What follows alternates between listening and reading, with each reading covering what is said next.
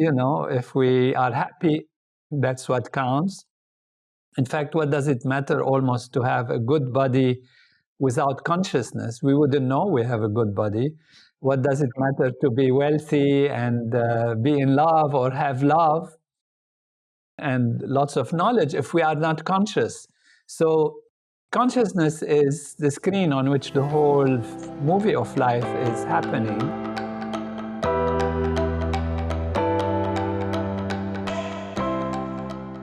Hello, and welcome to Pursuing Health. I'm Dr. Julie Fouché, family physician and former CrossFit Games athlete. Here, I bring you information and inspiration to help bridge the gap between fitness and medicine and support your journey toward your healthiest self. Thank you so much for joining me. Now let's get started with this week's episode.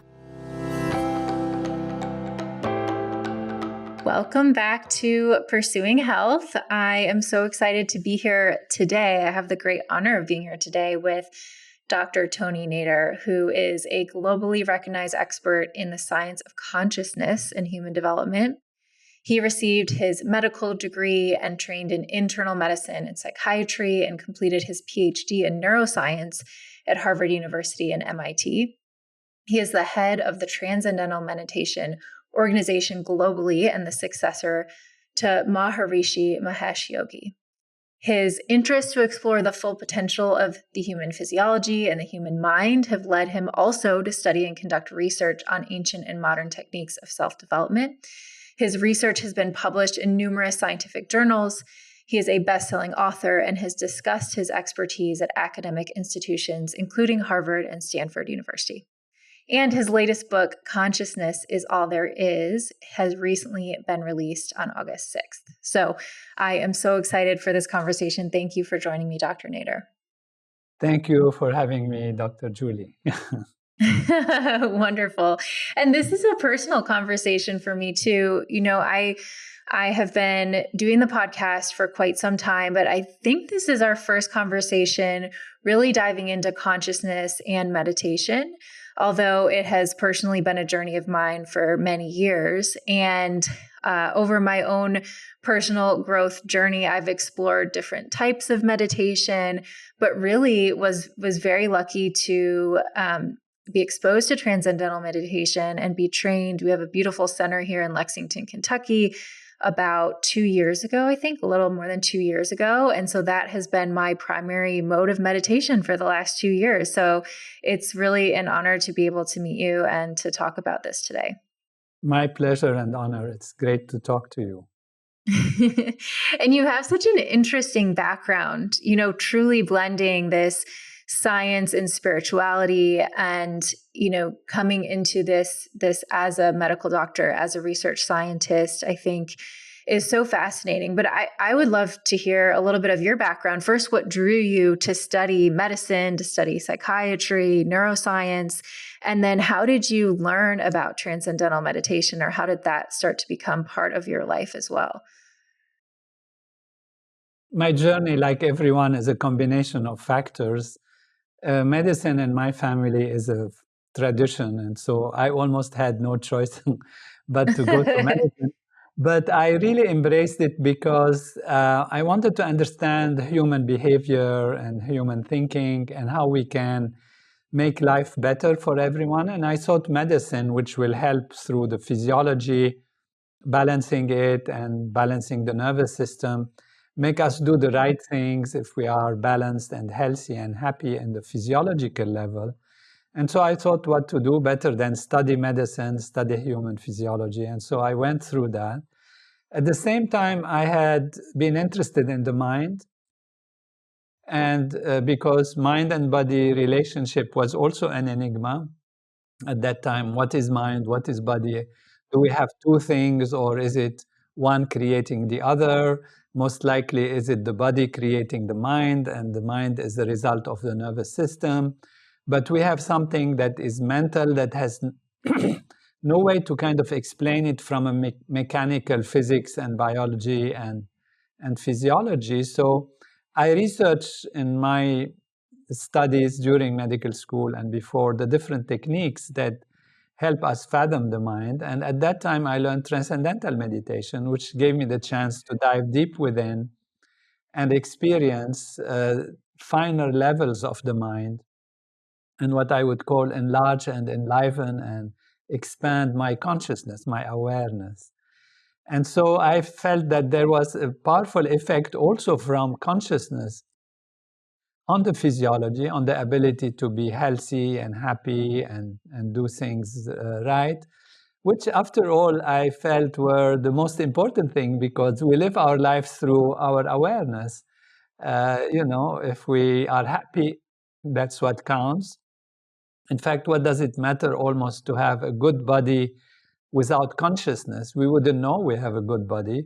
What does it Right. matter to be wealthy and be in love or have love and lots of knowledge if we are not conscious? So consciousness is the screen on which the whole movie of life is happening. And therefore, I started to get interested in consciousness. And initially, I thought if I studied after finishing medicine psychiatry, I thought that will help me to understand the mind from a physical perspective. But as you know, as a doctor yourself, psychiatry deals with diseases of some extreme case, and you use medical drugs and medicines to solve schizophrenia or depressive disorders, anxiety, and use this through medical ways. So I thought this is not going to give me the full answer.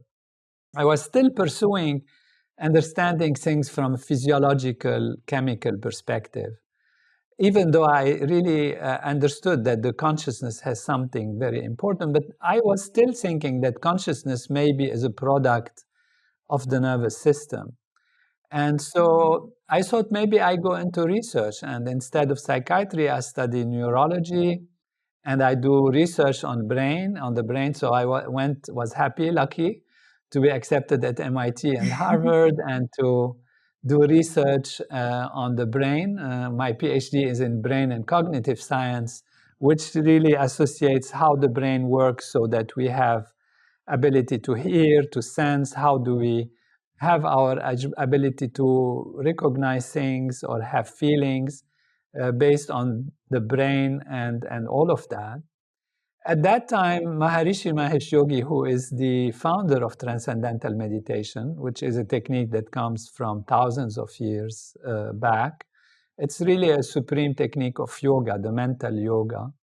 He invited me to India to speak with him and think about research on this. And so I went there for just a few months, supposedly. I was in Boston, I had a car, I'm a pilot, so I had a plane. Oh, Uh, wow. I had a house on Beacon Hill next to the Mass General Hospital. And so they were all behind waiting. I had patients and all of that. So I went for a couple of weeks. And they became a couple of months, and I had to call back and tell my friend doctor to take care of my patients. I called my uncle who lived in Connecticut to sell my car and sell my plane. And then Wow. when a year went by, sell the house. And so what was 2, 3 weeks became a lifetime of research, because I was fascinated. And I thought it's a chance. Every time I would think, okay, it's a sabbatical, maybe I take a year to study the mind, to study this knowledge and how it helps us. And then it became a lifetime of research and study, and coming to the answers of the big questions that I was asking myself since I was young, like every one of us. Some of us let go of it and get onto a career, but some crazy people like me, they leave their profession and Keep but I don't searching for think I those was answers. crazy, because I would do it in a eye blink, in a moment, to repeat the same thing, because it gave me really deep answers. And all of this research and study led me to some profound conclusions. And that's why I share it in this book that you mentioned, this Consciousness is All There Is, explaining what is the ultimate reality, what's the purpose of life, and the big questions about about meaning, about freedom and mind-body relation, like that. Pretty incredible. And what an incredible story. I can imagine that going off for a few weeks and then there you are years later. Well, I do want to circle back in a moment to understand how TM fits into this, but I'd love to open up to that bigger question of, what exactly is consciousness and why should we care about it? Why should we be talking about it? And from a very beginner perspective, from people who maybe haven't started to think about this question much before. So consciousness is that subjective personal experience that we have that allows us to experience all that we experience, basically. So if you see a flower is seen through the eyes, but consciousness is where the picture of the flower actually ends up becoming a personal experience. Which means if you don't have consciousness, you don't have any experience. Not only what you see, but what you hear or smell and all that, but also what you feel. Love, I would say, is consciousness with a certain filter or with a certain color. And so there are different levels of consciousness, different layers of consciousness, different flavors of consciousness. For example, when you are dreaming, you are aware of something, and you think it's very real. And it's because there is something happening in your consciousness that makes you believe that, you're flying or you're falling or you have a wonderful experience with somebody, or you have a tiger maybe jumping at you, depends on the background where you are. And you think they are real, and they cause heart palpitation and fear and blood pressure and all of that.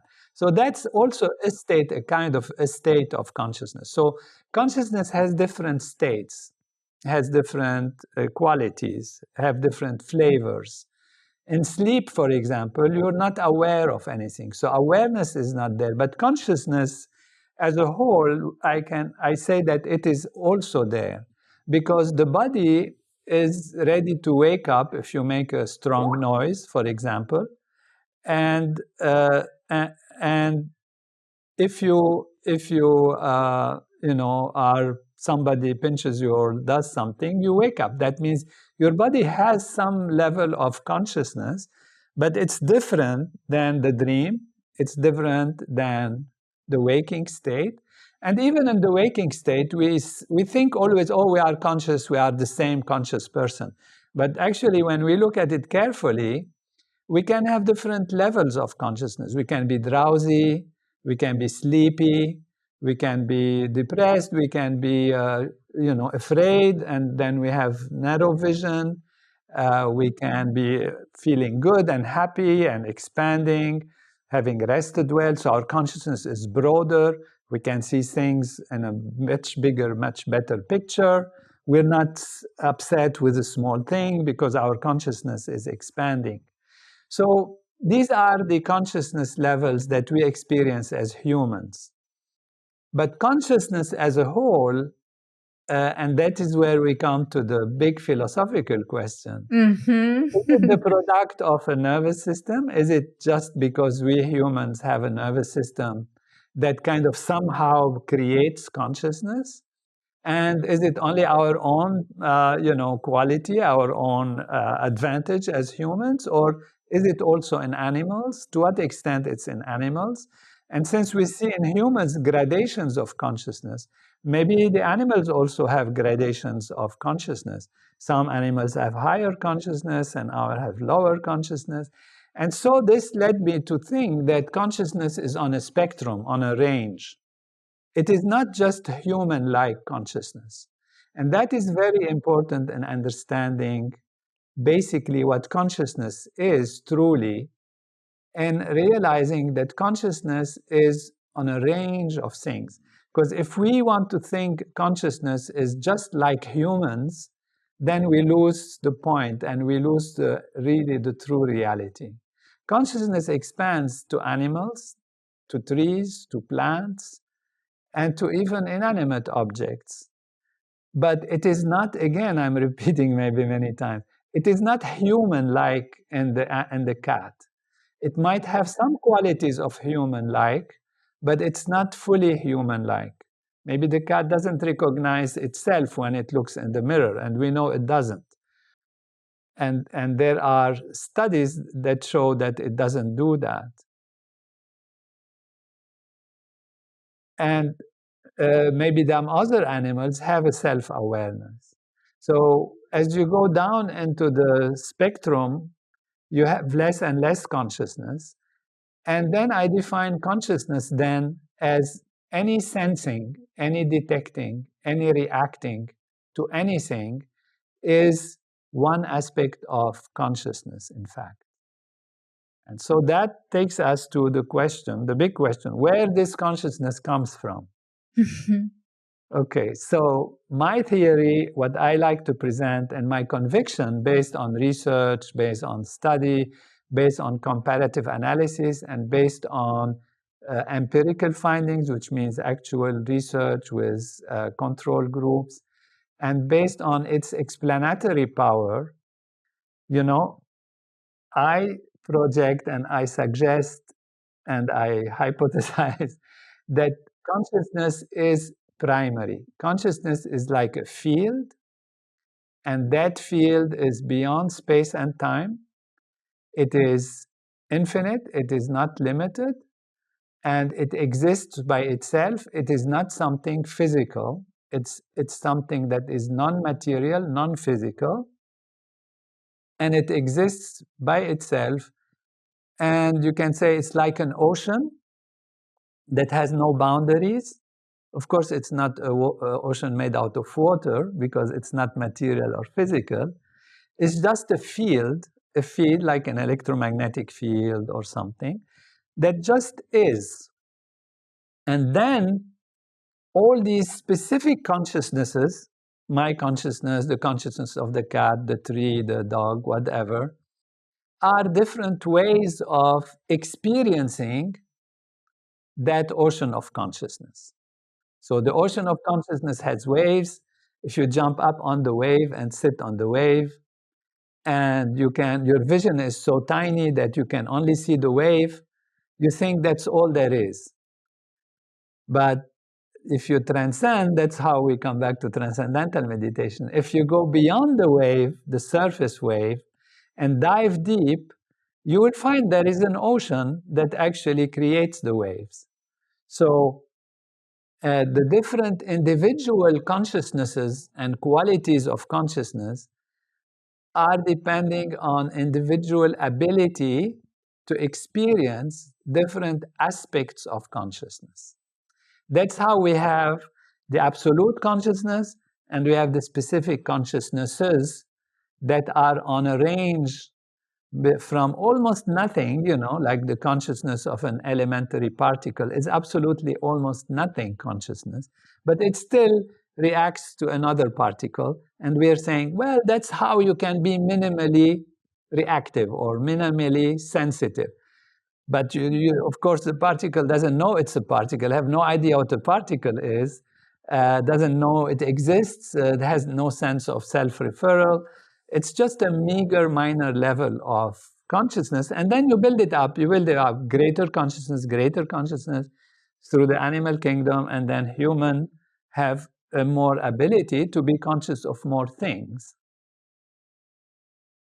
Wow, it is a beautiful illustration and such a different way to think about our life and our existence. And so I'd love to just illustrate or compare. You mentioned TM is a way for people to understand and tap into this idea that it is not just the surface level of consciousness that we are experiencing day to day, but there is actually this greater field of consciousness that we are all connected.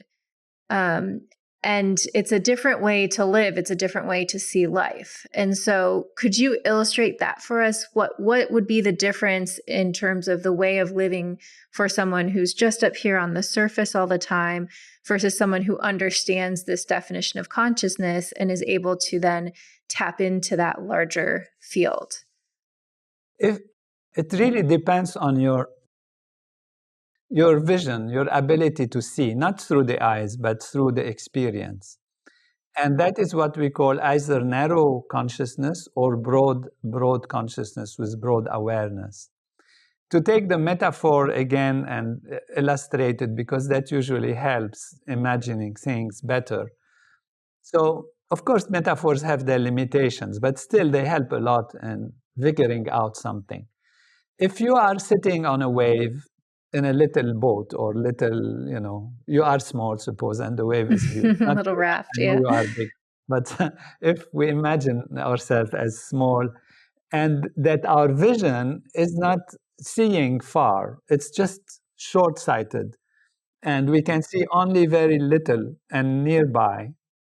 What we see is the wave, only a wave. And we are isolating ourselves as only this wave, and that's life, is all that there is this, just this wave, this small wave in which I am. And suddenly another wave splashes onto you or sends some water onto you. You get scared that you're going to lose your own wave, you're going to fall, everything is just limited, and you hold on to yourself and you want to fight the other, and you want to to protect yourself and all of that, which is all very fine. But because your vision is limited, you don't see the wholeness of the reality. Now you expand your vision a little bit, and you start seeing more waves, and you kind of say, well, I am one of those waves, and that is all fine and all okay. But still, we have danger to disappear or something happen to us and all of that. And now you say, well, if your vision expands even more and you start diving in the ocean, you take the vertical direction and you start discovering that, oh, there is a calm, quiet ocean underneath those waves.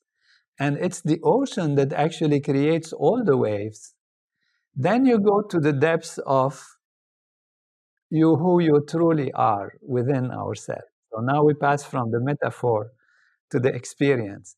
So you transcend means you go beyond the surface wave and go to a deeper level within yourself, and you actually discover that original ocean of consciousness that we were talking about. And you know that you are that. Of course, you are the wave, but when you open your awareness to your true inner self, you know you are the ocean. Now, what happens with doing that is not just, oh, I'm happy, I am the ocean, that's very nice. What happens is a lot of things, because when you are the ocean, you truly are the ocean, and you can tap into that energy and intelligence and creativity, which means, in the analogy, all the power of the ocean. The power of the ocean to create big waves or small waves, to settle down, to influence any wave at any distance. And remember, our ocean is infinite, is unbounded. It's not like our, Atlantic or Pacific Ocean or whatever. They are already huge, but this ocean of consciousness is unlimited, is unbounded, is a field of all creativity, all possibilities, because it is from that ocean that all that we see, that all that we experience, that all that we live, that the whole universe and maybe multiverses come from that ocean. So it's not just some little ripples of waves and big waves and small waves. Our ocean, which is our true self, is unbounded and unlimited and infinite. So what happens during that process? What happens first is when you rest deeply in your mind, because you're settling down, your mind rests and the body rests very deeply. And we have shown this scientifically. The scientists have shown that the body also settles down and gains very deep rest, even while maintaining awareness. So it's a state called restful alertness, restful wakefulness.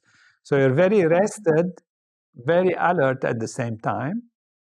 And what this does is clears up the stresses and the strains and the fatigue from the mind and from the body. In the same way as deep sleep, for example, removes the fatigue of the day, this deep dive within ourselves and the settling down is so deep and has such a quality, because it's alertness at the same time as rest, that it eliminates the fatigue and the tiredness and the stresses that even have been, there in our life for many, many years, maybe that we even forgot them. And that's what we call, memories that are no more memories. They are just there, and they are influencing our life. Today, they're not allowing us to to live the full value of our existence because they block our ability to experience the self. And so the benefits come naturally from diving deep within on the physiological level, on the mental level, and also on the social level, and on the spiritual level also. Although spiritual in this case doesn't mean religious or based on belief, because whether you are from one religion or the other, it doesn't matter. When you transcend, you're just going into yourself, and you can, you can believe in God or adore the God, or not believe, or whatever you like in your own way. That's no problem. What is sure is that your vision is more clear, you gain more clarity, and you gain more intelligence and power from within, because you are diving deep within. And as you grow in this practice, I know I'm going long, maybe you want to. No, it's all fascinating.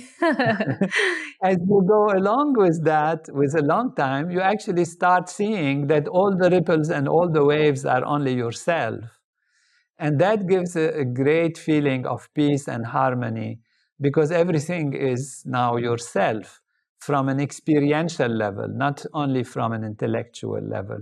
And that has very profound, fulfilling, peaceful, and harmonious effects on one's life, one's behavior, one's relation to others.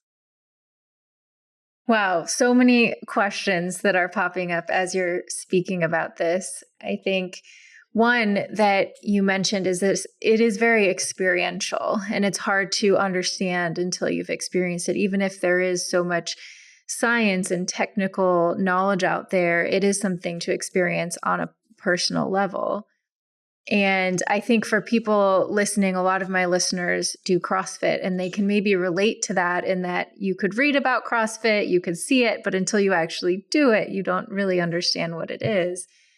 And the benefits, like you said, there's a different way of living, which I want to get to in a second, but also in terms of healing and cleaning up past stresses that you may not even realize are with you on a day-to-day basis. We all have, I think, this kind of constant fight or flight, or this go, go, go of our world today, where we're always moving. And this allows this moment of rest and to release some of those stresses, but also some of the things that maybe happened long ago that we're not even aware of. And I was wondering if you could share, I had read that for you, TM was helpful in overcoming some of the stresses. I think you grew up in Lebanon, there was a civil war, and how that was helpful for you personally, or how you see it being helpful for other people in a similar way.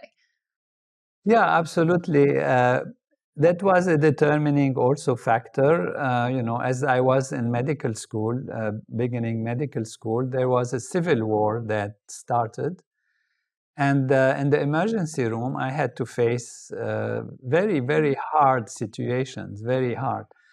People I don't want to even describe, but you might want to imagine. And also there is fear of being oneself harmed. I had friends who died. I had parents who were hurt physically by shrapnels or bullets and like that. And so and it all was just on the basis of certain beliefs and certain groupings of people that believe in certain religion, the other in another, certain believe in a certain political or economic system than the other. And all of this got so mixed up that it led to this craziness. And that really led me to ask, what is it all about, and how we can understand life, and how we can make it better for everyone on an intellectual level, on an experiential level, but also directly on the ability to withstand the stress and to be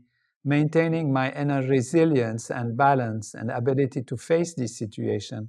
So I really realized that it's by being strong within ourselves that we can give strength to others, by being happy that we can give happiness to others. So it's very important to take care of oneself, take care of one's mind and body, even if we are just thinking altruistically, a doctor wants to help the patient and thinks of, staying up late or coming up on emergencies when they would rather go to sleep normally, but they wake up and they take their responsibilities, as doctors know.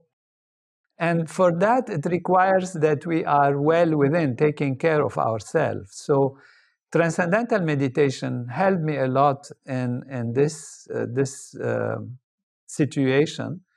And people live this in different ways during conflicts, or sometimes when there is an election or there is something, and people get divided and they get attached to something or the other, as if the whole world is going to fall apart if the other person wins.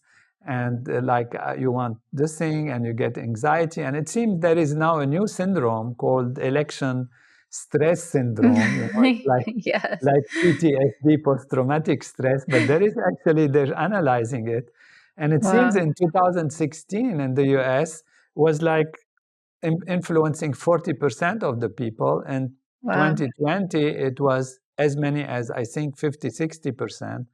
And they expect that in this one, it's almost 80% of the people are going to have some kind of election stress syndrome.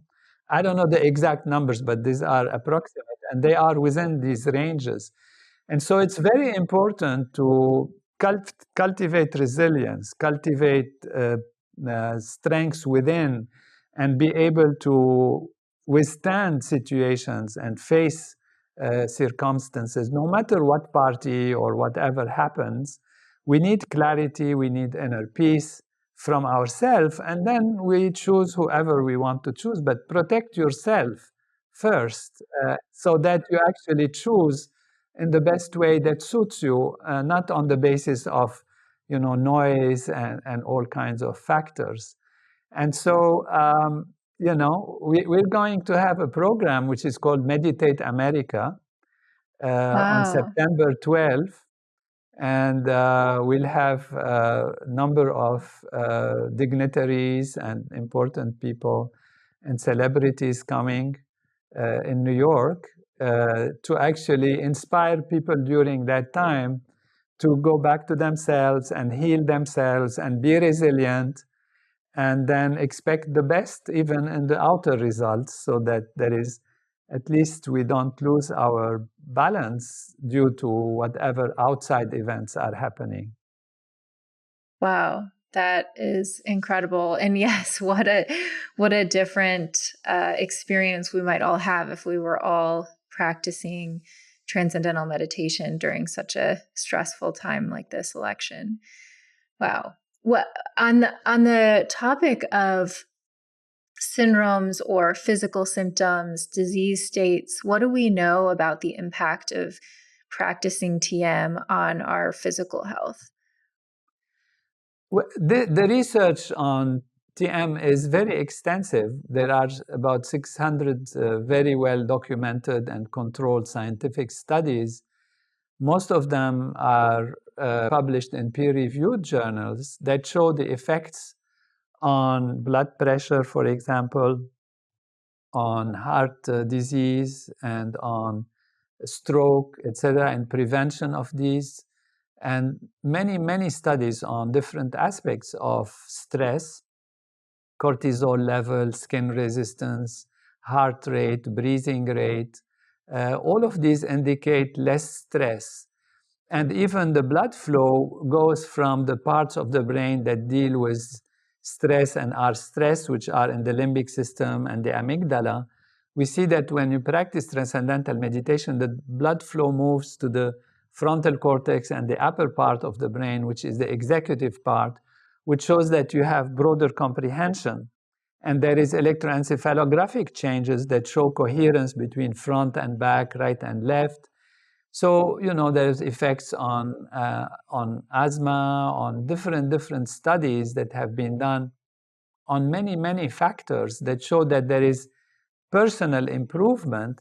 But what is fascinating and also supports my, theory that consciousness is primary is that when a group of people practice transcendental meditation together, or even independently, depends on the number, they create a field effect which is beyond their physical presence, and that influences crime in society and all negative factors in society. There are 116, it's a lot of research studies that have shown this effect, which we call Maharishi effect, in recognition of the founder, Maharishi Mahesh Yogi, who has predicted that effect. And these studies show, for example, there is one longitudinal study which took many years, like 20 years of follow-up almost, and that shows the number of people practicing transcendental meditation together in the United States versus other factors. And it has shown very direct correlation. So when the numbers have reached a certain critical number, then we have seen decrease in crime, decrease in accidents of the road, decrease in hospital admission, decrease even in infant mortality, decrease in death from drugs, and all of that. So all of these factors, which seem to be not connected to each other or not correlating with each other, are all correlated to the number of people who practice this program together. And that shows the positive effect of taking the collective consciousness in a way to the depths of the ocean, to the settling value, rather than being tossed around by the waves on the surface. That's incredible research. I had read about one of those studies, I think, in the Washington, D.C. area that was just so illuminating. And I think, it's a different way to think about solving problems, right? We could create all of these different policies or different interventions here on this physical plane to improve some of these numbers. But maybe we could also, change the collective consciousness by practicing and having more people practice this type of meditation. And I've experienced, I can relate to what you shared earlier about the increased resilience in practicing this personally. I know for me, that is the primary thing that I experienced going through a very difficult and stressful emotional time. I realized as long as I was doing my meditation, I could handle what was coming my way. But if I missed it for a day or two, all of a sudden I started feeling very unstable and wasn't able to do the things that I needed to do in my day-to-day life. So that's a very real thing. And thinking about this then on a personal level, so on the collective level, okay, maybe if we are all meditating and changing, tapping into this deeper consciousness, we can change things like crime rates or mortality or other things that are happening in our society. But how can we also use that when we think about our day-to-day lives? Tapping into this, deeper ocean of consciousness in order to make changes in our day-to-day lives, as opposed to trying to, force things to happen on a physical level. I think of the day when you have slept well in the night and you have eaten properly and you wake up fresh, and think of that day, how it unfolds. You are able to solve problems, things happen to you even in a nicer way. If something big problem even happens, you are able to manage it. And think of the day when you have not slept well, when you are tired, when you are stressed. And then you go to a day and even the smallest things irritates you. Things seem not to work and all of these things. Now imagine that you can dive so deep into yourself that you get this refreshing clarity and good feeling. And imagine you take this to quite an extent, to an extreme almost extent, where you are infinitely rested, infinitely settled within yourself. So what this does to do day to day is it gives you greater clarity. You're able to see things. Even your intuition improves because you start doing the right things, and automatically you make the right choices. You're able to overcome if difficulties or obstacles happen. And what we have experienced, which is very unexpected almost, but unusual, but it really supports or is part of this paradigm that I present in the book, what we have seen is that doors actually open more and more for you because you are connected through that field of consciousness. Then you get what people call good luck, things happening like, oh, today I feel lucky, things are happening in a nice way to me. It doesn't mean winning the lottery, but it means, it means good luck in terms of you want something and it happens. People respond to you in a better way, in an unexpected way. Suddenly this is a day where everything is working. And people have had these days of clarity. Now, what we're saying is this becomes our habit of experiencing life because we are in the ocean of consciousness. We connect with others more. Others are supporting us more. They don't know why or how, but we are on the basis of life. And this is really how we have to understand, as we come back to your just comment just before this question, this is how we can solve our problems, as you said, from a better perspective. Because if we are looking at life as being always only material and physical, then in our back of our understanding, back of our mind, back of how we should solve things, it's based on material and physical things. But if we understand that life is more than that, there is more depth in it, there is consciousness, there is that inner spirituality that is there. Spirituality, again, means, love is spiritual because it's not material. All that it means is that which is not physical and material. Although the physical material is also part of consciousness, but this is, you will read the book and see how this works out.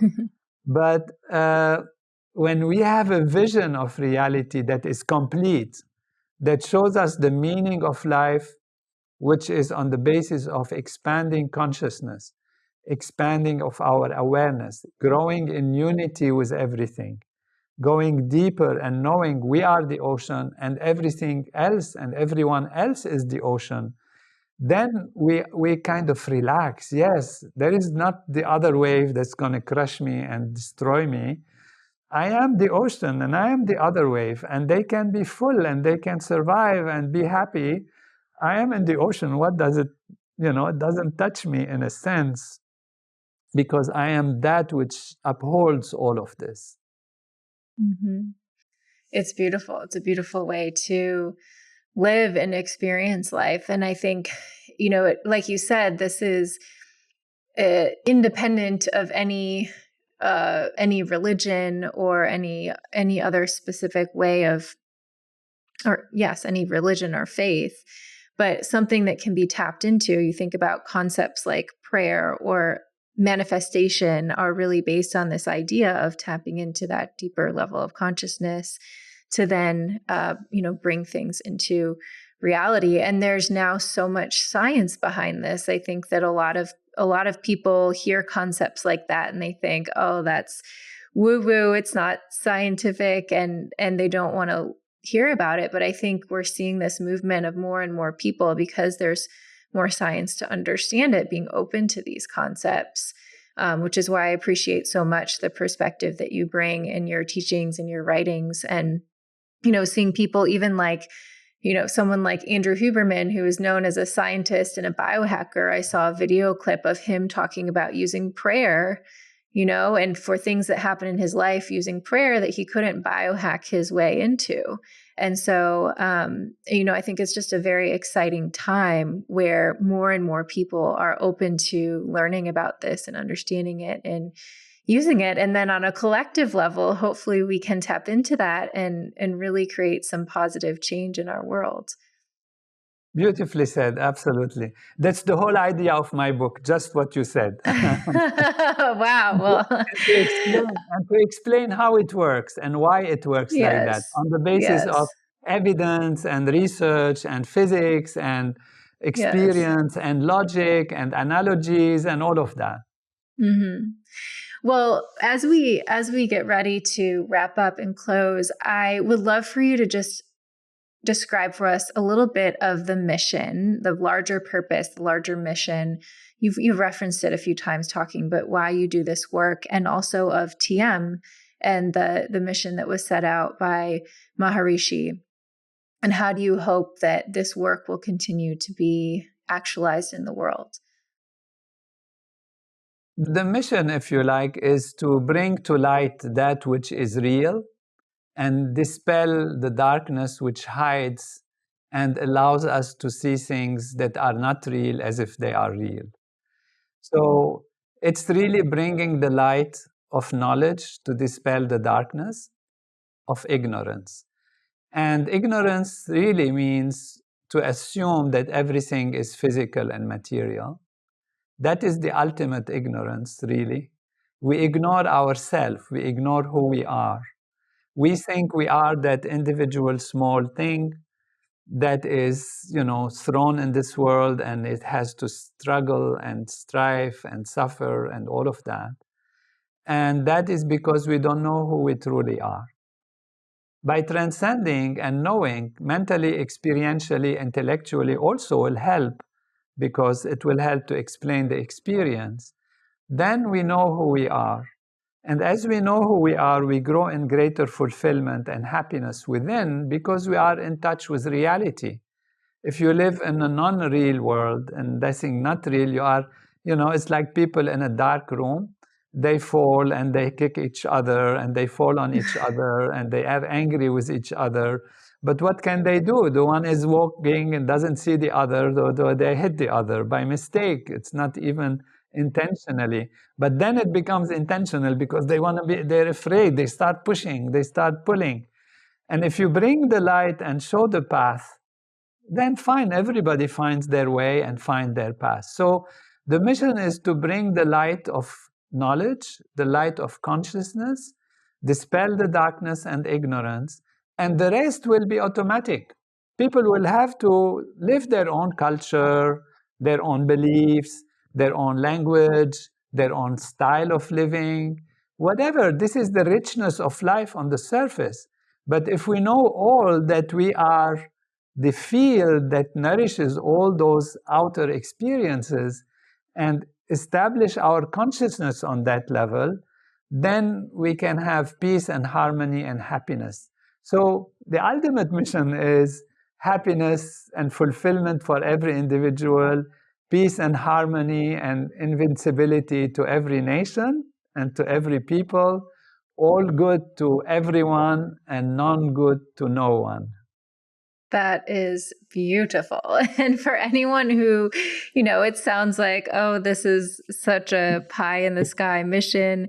I truly believe it's possible, right? And you have yes. Read the book and you will see that the logic why it's not pie in the sky. Right. There's a reason why it works. And I would encourage anyone listening, if you have not yet tried TM, to give it a try. If you've not yet participated in some sort of group experience, I've been to meditation retreats with thousands of people, and you truly can feel a difference in what happens when everyone is doing this at once in a communal setting. And so I love the opportunity that you've just laid out right before the election. What better time to start something like this or to join in on a group meditation? Before we wrap up, I do have 3 questions that I ask everyone on the podcast. So the first one is, what are the 3 things that you do on a regular basis that have the biggest positive impact on your health? Number 1, Transcendental Meditation, morning and evening. I was going to guess that one. Maintain a good routine and observe a diet and exercise that are healthy. And keep in touch with knowledge and experience and, thinking of the highest values. Mm-hmm. Learning and all those things. Yeah. Beautiful. Do you mind if I ask how what your TM practice looks like? Is it always 20 minutes twice a day, or does it change? I have started with 20 minutes twice a day for many years. And then with time, there are some advanced techniques that you learn. So for me, it's more like an hour or more, even morning Wow. and evening. And I Wow. start with some yoga asanas, some yoga exercises, a little bit of breathing exercises, very short, 3-4 minutes like that. And then I sit or I cross my legs, depending on the time. You can do both. I close my eyes and I dive into the ocean of being. Beautiful, beautiful. What is one thing you think would have an impact on your health, but you have a hard time implementing it, or something you're working on? It's I work too much. For taking more time away from I work. should Well. sleep more. I should rest. Okay. But I'm passionate, so it balances. Yes. Yes. Well, we're all grateful for the work you're putting out in the world. And last question is, what does a healthy life look like to you, Dr. Nader? Healthy life is good routine, good diet, good exercise, practicing transcendental meditation morning and evening, being informed, reading, but being also master of one's own destiny, and thriving, growing more. So growing more in consciousness, and just loving the world, and knowing that life is bliss, and it's our birthright to have it if we are just going along the right path of wellness and well-being. Well, that is beautifully said. And I can feel that always coming from you, even, today talking to you, but even watching. I've watched many videos as I was doing my TM training of you, and you just radiate that bliss and that joy. Even if you're not getting enough sleep, it seems that you're always very, very happy. So thank you again so much. This has been such a wonderful conversation, and I'm so excited to share it. For people who are listening, I know the book is one way, obviously, that they can learn more. Consciousness is all there is. Where else can they learn more about your work, about TM, about joining these meditations in September? How can they contact or follow what you're doing? For my direct, we have a website, drtonynader.com. For Transcendental Meditation, just tm.org. You can find a teacher and all of that. And for all the other activities like Meditate America, check the David Lynch Foundation. They are the ones organizing. I will be there. The CEO will be there, Bob Ross, and we'll have many wonderful things happening. Hugh Jackman will be there, and some other celebrities. So you can follow it up. And Bob Ross is going to make it hopefully available for broadcast. So you don't even have necessarily to come to New York. You'll be able to follow it up. But David Lynch Foundation is doing wonderful work. We have also a university in Iowa. It's called Maharishi International University. You can check it out. That bases its teaching on transcending, but it teaches other programs, computer programs, chemistry, biology, all kinds of things. Yes, I've had my eye on your Ayurveda courses there for a little while. Yeah, So Ayurveda that looks also, very yes. interesting to me. Right. Wonderful. Well, thank you again so much for your time and for your knowledge and your joy and your smile. Just thank you for all the work that you're putting into the world and sharing with all of us. Thank you for having me with you and for sharing this with your viewers and listeners.